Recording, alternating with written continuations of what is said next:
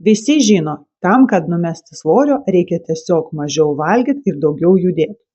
Bet kaipgi tai padaryti ekologiškai savo sveikatai, kad tai taptų ne dieta ir ne vasaros kūno siekimas, o tavo gyvenimo stilius, kuris atneštų tau ilgalaikį rezultatą. Visiems hi, aš esu Viktorija ir welcome back į mano kanalą, kur mes leidžiam laiką su Talku.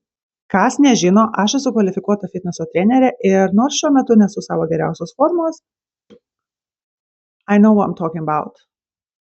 Man atrodo, iš dalies darau šį video ir savo pačiai, kad priminti savo, ką turėčiau pakeisti savo gyvenime, kad grįžti į tą savo gyvenimo stilių, kuris man labiau patinka ir labiau tinka.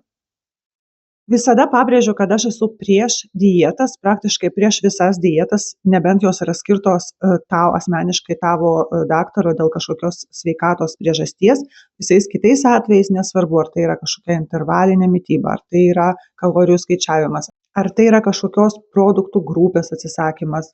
Aš manau, kad tai visą laiką apribojimai, o apribojimai mums tiesiog psichologiškai nepatinka ir dėl to tai visą laiką pasibaigia to, kad žmogus nutrūksta, pradeda arba persivalgo, arba nustoja daryti tai, ką darė ir, žodžiu, paskui prasideda tas atsidirbinėjimas kalorijų sporto klube, jeigu persivalgė, arba dar daugiau kažkokių apribojimų, kurie vėl tave priverčia jaustis dar blogiau ir dar mažiau valgyti kažko. Tai kągi daryti? Visų pirma, tai yra subalansuota mityba. Aš visą laiką sakau, kad reikia pasistengti savo racioną ne apribot, o papildyti. Tu turi visą laiką pagalvoti, kokius dalykus tu gali dar atnešti savo racioną, kad racionas būtų kuo įvairesnis. Tokiu atveju tau savaime gaunasi valgyti daugiau daržovių ir vaisių ir mažiau visokių greitų angliavandenių ir saldumynų. Taip sakant, eat a rainbow. Reikia stengtis per dieną suvalgyti vaivorykštę. Man pačiai niekada nesigauna, aš kai pradedu galvoti, man niekada nesigauna, kad gautųsi visos 7 spalvos per dieną, bet bent jau 3-4 spalvos turi būti iš natūralių produktų. Aš turiu omeny uogos, vaisiai, daržovės, o ne spurgos rožinės. Taip pat tai yra porcijų kontrolė.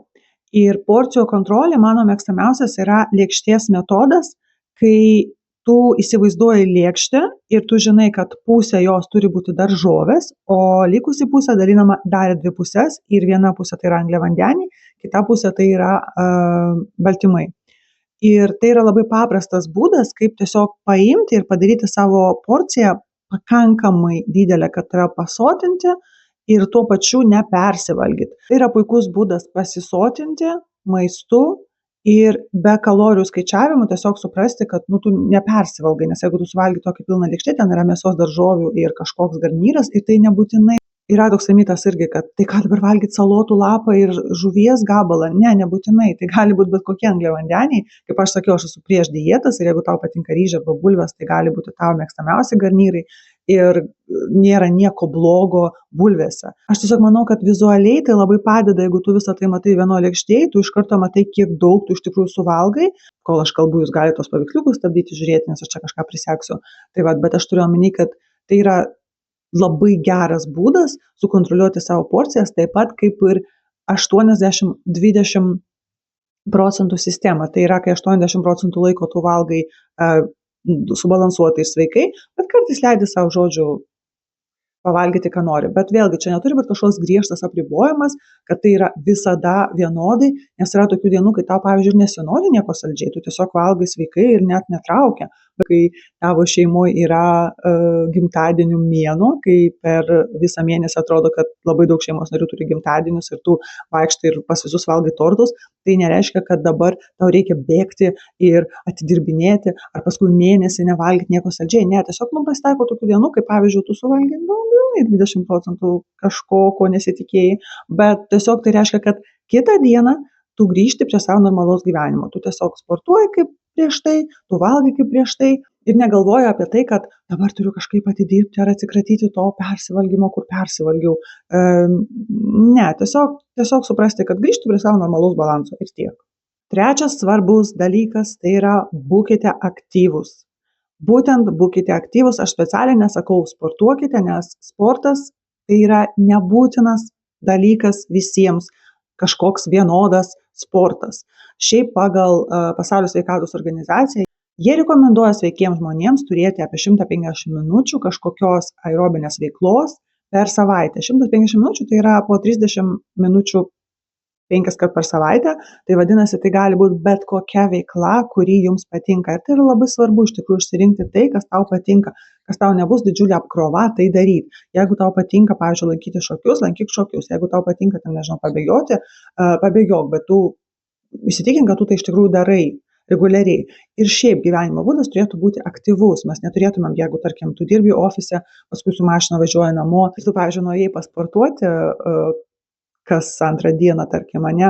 Taip, aišku, tai yra geriau nei nieko, bet iš esmės tavo gyvenimo būdas vis tiek yra labai neaktyvus ir mūsų kūnui reiktų truputį daugiau judėti. Tuo omeny, kad išsirinkit fizikinę veiklą tokią, kuri patinka jums, kad jums nebūtų tai darimas per prievartą, nuolatinis kažkoks, aš turiu daryti. Jums turi vis tiek tai patikti, nes end of the day tai yra tavo kūnas ir tu tai darai dėl savęs, dėl savo gyvenimo. Koks tolkas tiesiog daryti tai, kas tau nuolat nepatinka, vien dėl to, kad galbūt senatvėje užtat būsiu sveikesnis, o galbūt nebus tos senatvės, tai iš kur tu žinai, tai žinai. Vis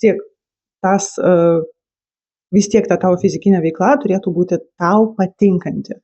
Žinoma, su amžiumi aš rekomenduočiau nepamiršti raumenų, nes, tarkim, 40 artėja ir aš žinau, kad mes pradedam prarasti raumenų masę, mūsų kaulų tankis pradeda mažėti su amžiumi, dėl to, aišku, kažkokią reiktų veiklą susirasti irgi, kuri būtų orientuota stiprinti raumenis. Iš viso to plataus pasirinkimo pasaulyje tikrai galima rasti kažkokią veiklą, kuri tau bus tinkanti, patinkanti ir tu galėsi kartais padaryti kažkokią aerobinę veiklą ir kartais kažką raumenų stiprinimui, kad tu būtum stipresnis ir fiziškai jaustumėsi geriau. Gerkite vandenį. Ir aš dabar nekalbu apie tai, kad privaloma išgerti 2 litrus per dieną, tai yra irgi toks kaip ir pusiau mitas, bet vanduo yra labai svarbus mūsų organizmui. Kaip mes visi žinom, žmogus gali išgyventi tik iki 3 dienų be vandens, be maisto galime išgyventi žymiai ilgiau, bet be vandens mūsų organizmas tiesiog sustoja. Vanduo yra mūsų didžioji dalis ir dėl to visiems mūsų organų funkcionavimui reikia vandens, reikia skysčių. Todėl stenkitės gerti vandens kiekvieną kartą, kai jūs jaučiatės ištroškę, stenkitės gerti vandenį, o ten nesaldžius gėrimus, negazuotus gėrimus. Pasistengkite, kad vanduo visą laiką būtų jums pasiekiamas, stovėtų kažkur pas jūs ant stalo. Jeigu jūs mėgstat gerti vandenį, pavyzdžiui, aš žinau, kad vanduo su citrina ar be neturi jokios skirtumo mūsų organizmui, bet jeigu jūs, pavyzdžiui, vizualiai gražiai atrodo, man, pavyzdžiui, vizualiai labai gražiai atrodo, kad ten, pavyzdžiui, vanduo su citrinytė, su mėtom, tiesiog kažkaip more appealing, labiau traukia tą vandenį gerti, tai tokiu būdu galima tikrai pagerinti savo tą vandens vartojimą. Tiesiog tu daugiau gersi, jeigu pas tave kažkur netoli stovi vanduo, pasiekiamas tau, bet kada ir tu gali jį gerti. Kartais mums gali atrodyti, kad mes išalkę, kai mes iš tikrųjų ištroškę, mūsų organizmas yra linkęs painioti troškulį su alkiu. Vanduo labai dalyvauja visose vidinėse procesuose, tai yra virškinimo sistemoje ir tai yra labai labai svarbus elementas viskam, nuo smegenų veiklos iki ten odos stangrumo. So just stay hydrated, stay hydrated. Miegas. Geras, kokybiškas miegas yra neatsiejamas sveiko gyvenimo būdo dalis. Aš suprantu, kad pas visus yra skirtingos situacijos ir jeigu jūs esate 2 mažų vaikų mama, mano širdis yra su jumis, bet aš kalbu apie bendrai sveiką žmogų, kuris neturi, tarkim, tam tikrų aplinkybių šiuo metu savo gyvenime. Miegas yra be galo svarbus. Nervinė sistema yra mažiau pervargus ir mes jaučiamės tiesiog geriau bendrai. Dėl to mažiau norisi gauti tos kažkokios papildomos energijos stimuliacijos iš išorės. Jeigu mūsų organizmas yra labiau pailsėjęs, mūsų streso lygis krenta, tai yra kortizolas, tai yra streso hormonas ir tokiu atveju, net jeigu mes pradedam laikytis kažkokios dietos, mūsų kūnas lengviau atsisveikina su santaupom. Jūs tuo metu bandot numesti svorio, kai neišsimiegat, jūsų kūnas tiesiog lėčiau atsikratys to antsvorio jūsų manymu.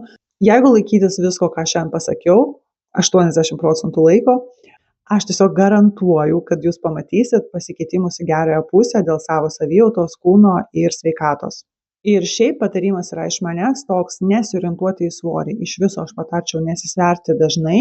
Aš tiesiog rekomenduočiau bandyti sutvarkyti savo tą gyvenimą, racioną, balansą, miegą, stay hydrated ir tiesiog stebėti savo savijautą ir matyti tiesiog, kaip keičiasi tavo galbūt kūnas veidrody, kokius pozityvus pokyčius tu matai ir mažiau galvoti apie tai, kiek būtent tu sveri ir kiek kilogramų tu numetei, nes kilogramai iš esmės neturėtų būti tikslas. Tikslas turėtų būti jaustis gerai, nepersivalgyt, nes būtent gera savijauta turėtų būti jūsų pagrindinis tikslas.